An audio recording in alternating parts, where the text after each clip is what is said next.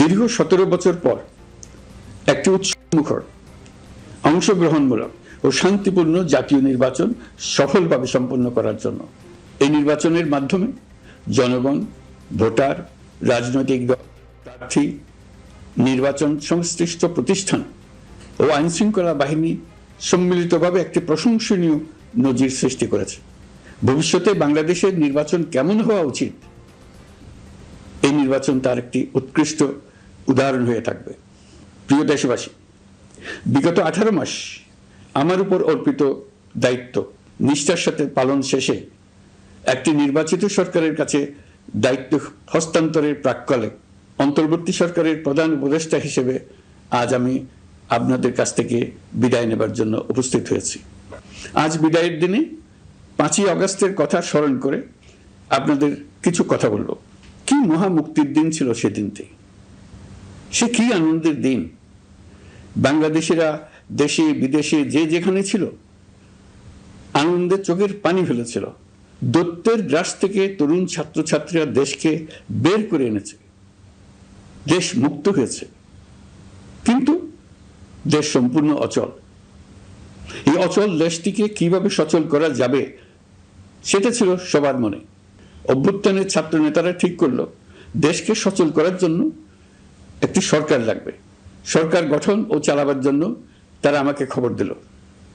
আমি তখন বিদেশে, আমি দায়িত্ব নিতে রাজি না। তারা জাতির প্রতি কর্তব্য পালনের কথা বলে আমাকে রাজি করালো। 18 মাস পর এখন আমার যাওয়ার পালা।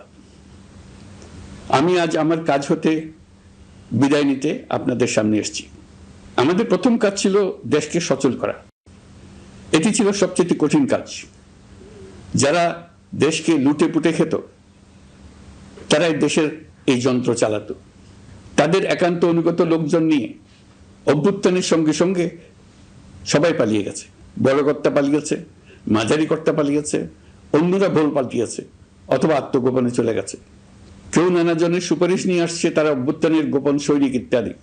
সরকারের ভেতর যারা পালিয়ে যাননি তাদের মধ্যে কাকে বিশ্বাস করবেন, কাকে বিশ্বাস করবেন না, এটি মহাসংকট হয়ে দাঁড়ালো। যতই মৃতদেহের অঙ্গ প্রত্যঙ্গবিহীন দেহের সন্ধান আসছিল ততই তারা চিহ্নিত হচ্ছিল। সেই থেকে 18 মাস চলে গেছে। অবশেষে 12ই ফেব্রুয়ারি আসলো।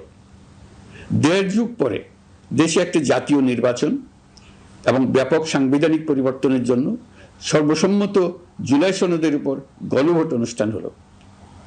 এই নির্বাচনে উৎসব মুখর পরিবেশ, দেশের সর্বত্র একটা ঈদের পরিবেশ ছিল যা আমাদের ইতিহাসে স্মরণীয় হয়ে থাকবে। এই প্রতিদ্বন্দ্বিতামূলক নির্বাচনে যারা জয়ী হয়েছেন তাদের আমি অভিনন্দন জানাচ্ছি। যারা পরাজিত হয়েছেন তাদেরকেও আমি অভিনন্দন জানাচ্ছি। হার জিতই হলো গণতন্ত্রের সৌন্দর্য। যারা জয়ী হয়েছেন তারা মোট ভোটের প্রায় অর্ধেক পেয়েছেন। যারা জয়ী হতে পারেননি তারাও মোট ভোটের অর্ধেক পেয়েছেন। যারা জয়ী হতে পারেননি তারা এই জেনে আশ্বস্ত হবেন যে প্রায় অর্ধেক ভোটার আপনাদের উপর আস্থা রেখেছে। আগামী দিন নতুন সরকার দায়িত্ব গ্রহণ করবে। এর মাধ্যমে আমাদের 18 মাসের দায়িত্বের সমাপ্তি হবে। 24শে জুলাই মাসে বাংলাদেশের মানুষ এক অভূতপূর্ব অভ্যুত্থানের মধ্য দিয়ে তাদের মুক্তি, আকাঙ্ক্ষা ও মর্যাদা দাবি উচ্চারণ করেছিল। সেই সময় দেশ একটি গভীর রাজনৈতিক, অর্থনৈতিক, প্রাতিষ্ঠানিক ও মানবিক সংকটে নিপতিত ছিল। রাষ্ট্রযন্ত্রের উপর মানুষ আস্থা হারিয়ে ফেলেছিল। গণতন্ত্র হয়েছিল ধূলিসাৎ, ভবিষ্যৎ ছিল অনিশ্চিত। ঠিক সেই সংকটময় সময়ে আমাকে আহ্বান জানানো হয়েছিল একটি লক্ষ্য সামনে রেখে বাংলাদেশকে আবার স্বাভাবিক জীবনে ফেরানোর জন্য 3টি দায়িত্ব দেওয়া হয়েছিল।